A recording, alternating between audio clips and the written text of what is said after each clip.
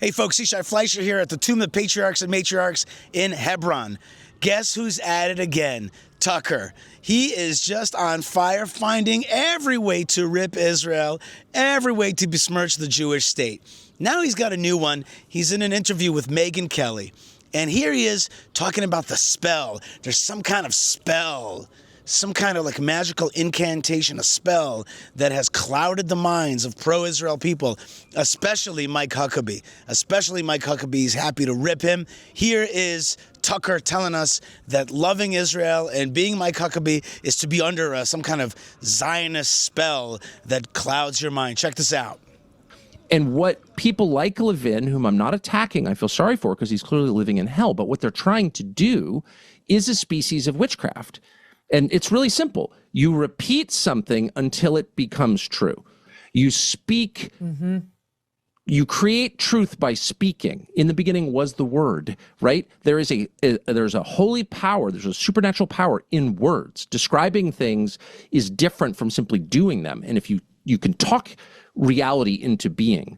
This is what an incantation is. It's what a spell is. It's not like spooky, like crazy stuff. It's the lived reality of every person.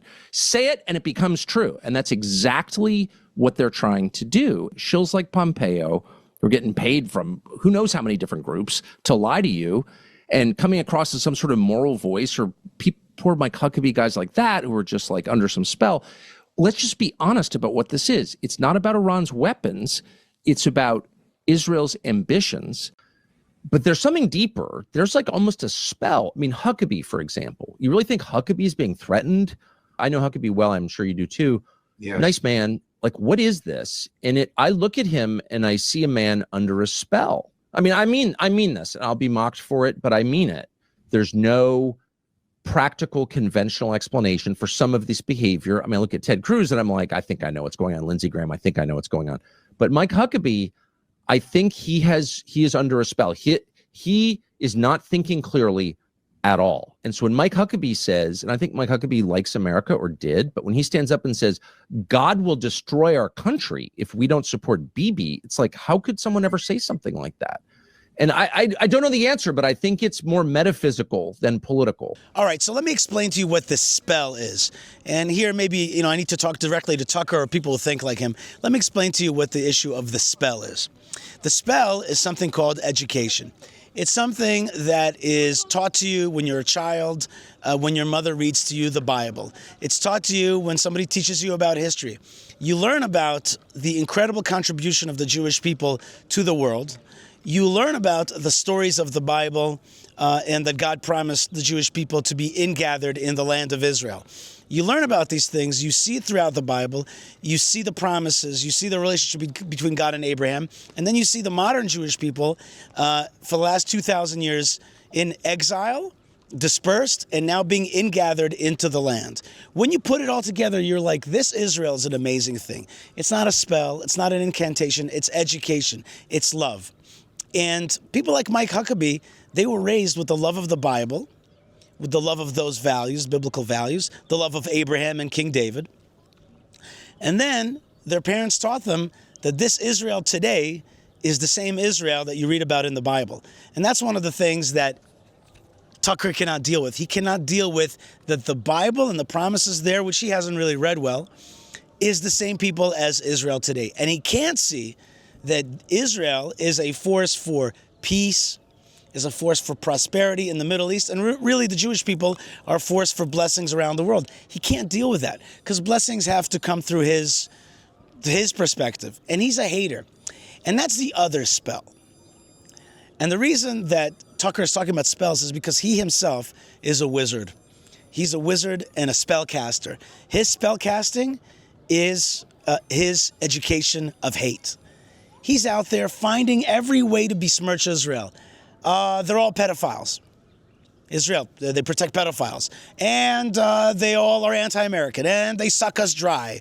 And look, they're rich while we're getting poor, which is exactly what Laban said, right? Look, Laban's kids were like, look, he's getting wealthy off our father's money.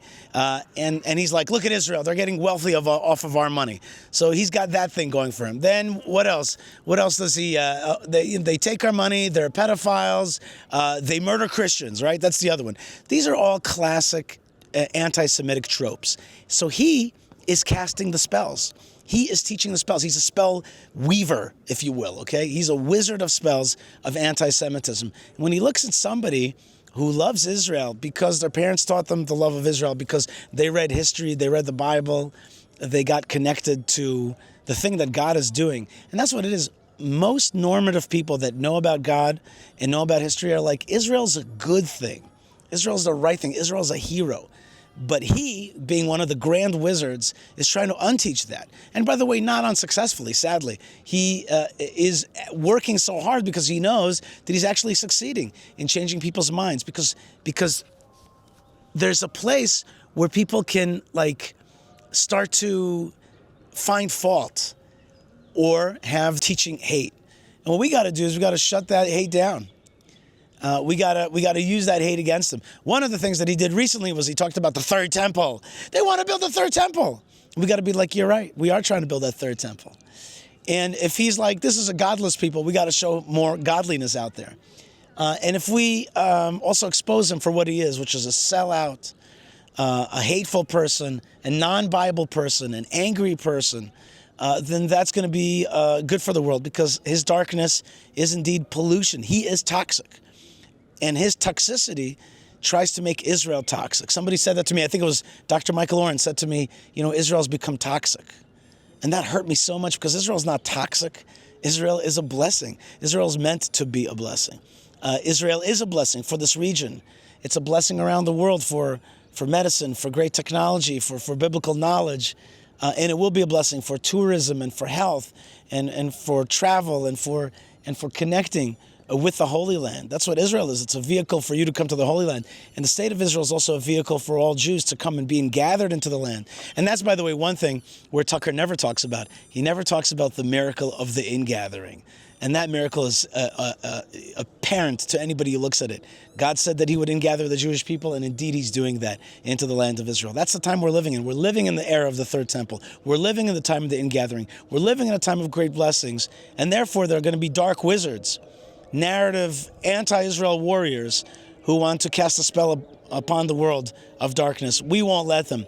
I want to send you light and blessings from the land of blessings, and from here, the tomb of the patriarchs and matriarchs in Hebron, from Abraham and Sarah, Isaac, Rebekah, Jacob and Leah, and also Rachel nearby. I want to send you blessings and to defeat the dark wizards of our time. I also want to remind you that we could build Israel together. Let's do it. Check out buildisrael.com, where we renovate, rejuvenate, resuscitate, and give rebirth to the land of Israel through projects of beautification, of restoration. Be part of that. Be part of buying tractors for farmers. Be part of teaching Torah throughout the world to the nations and those people who want to walk in the Abrahamic path. You can do that at buildisrael.com, and also support our show through buymeacoffee.com/Yishai. I'm indeed sending you blessings and good energy from this good land. Lots of love, lots of blessings, and shalom.